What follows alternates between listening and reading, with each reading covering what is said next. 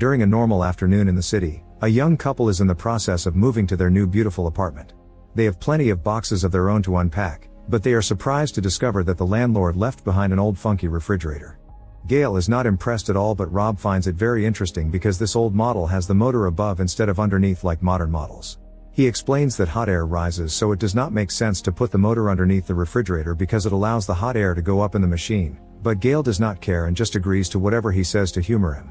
Afterward, Gail takes out a bottle of wine to share with her husband, and Rob excitedly opens the fridge to get ice.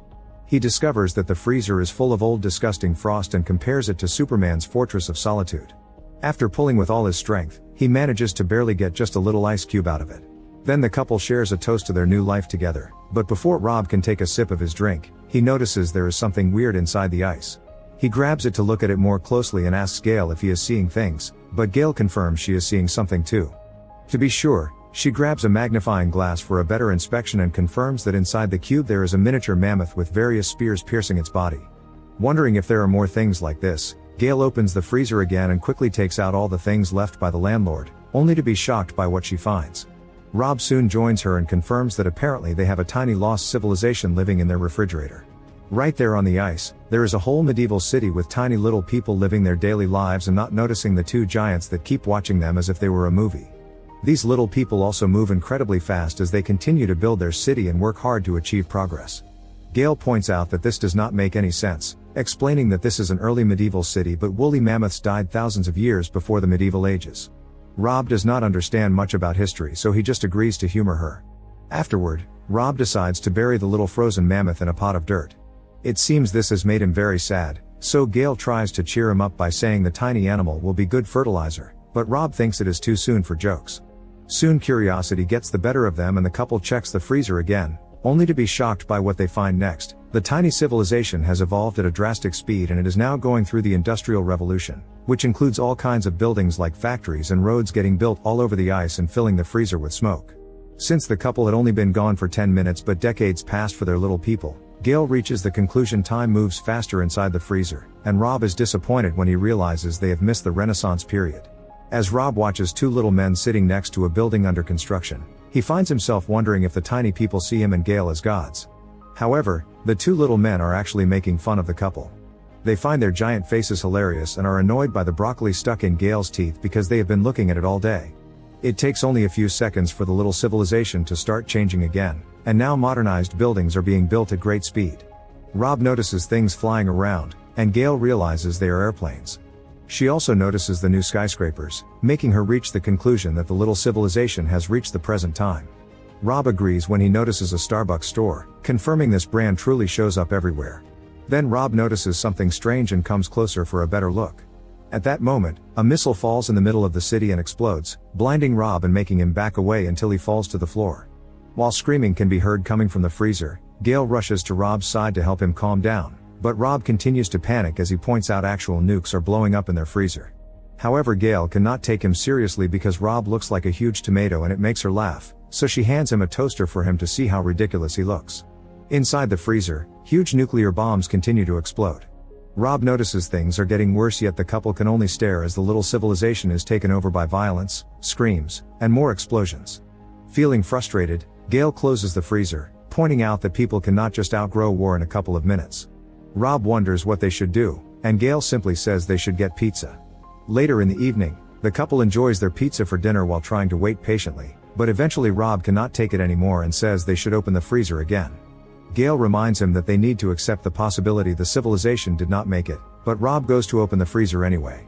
Surprisingly, the little civilization has become a futuristic city full of bright lights and flying cars that remind Gail of Emerald City from The Wizard of Oz. Rob is in awe at how beautiful and advanced everything is, and at that moment, a building emerges right in front of them, which reminds Rob of an adult toy. A huge pyramid-like structure also pops up in the middle of the tiny city, growing tall as bridges connect all around it to get energy from other buildings. However, the structure suddenly transforms into a diamond-shaped fortification that glows so brightly that it has to consume the whole city until it explodes. The resulting glow looks like a star and ejects beautiful dashes of light that begin to fly around the couple's kitchen, lighting up every corner as Rob and Gail watch with fascination and big smiles. Their theory is that little people may have discovered how to travel through space and time.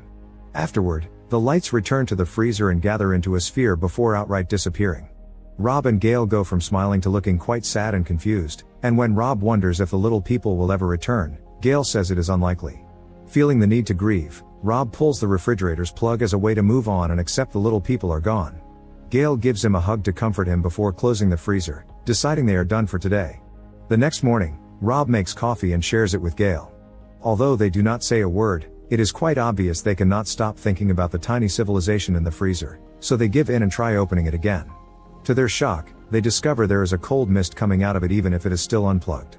An even bigger shock is that inside the freezer there is a new ice age going on, showing primitive Homo sapiens eating the huge bodies of ancient creatures. It seems the little civilization has not disappeared, instead it was reset and has started from zero. At that moment, a Tyrannosaurus Rex roars loudly and begins chasing after the primitive men, catching one in the air with its huge mouth before going after the one that just fell to the ground. Now where could this civilization possibly have come from? It turns out that after finishing his creation, God is now a pretty bored old man. He sits in his fancy office all day and admires the small version of Earth he has on his table, where primitive people are living among large animals and plants. God is in the middle of a book when his butler Jeffrey asks him about it, so God explains he is happy because he has found a recipe for a black hole. At that moment, God notices that people on his tiny Earth are advancing pretty quickly, and at first he finds it quite amusing. However, when the primitive men discover how to make fire by rubbing some sticks and rocks, God gets angry because he should be the one to give them such a power. He wonders what period it is on Earth, and Jeffrey explains that they should still be 200,000 years away from getting fire according to plan. Furious, God orders Jeffrey to put out the fire, and Jeffrey immediately blows at the tiny people on the table. From the little guy's point of view, this is a very powerful wind and they quickly lose the fire, which makes them feel helpless. God feels satisfied and goes back to his book while complaining about how much humans annoy him. Then God orders Jeffrey to drive the little people into a cave, so Jeffrey swipes his hand over the small Earth's ground, which scares the elephants. These huge animals begin running around and frighten the humans, who also run to hide in a cave as God points out that it would be good to shrink their brains.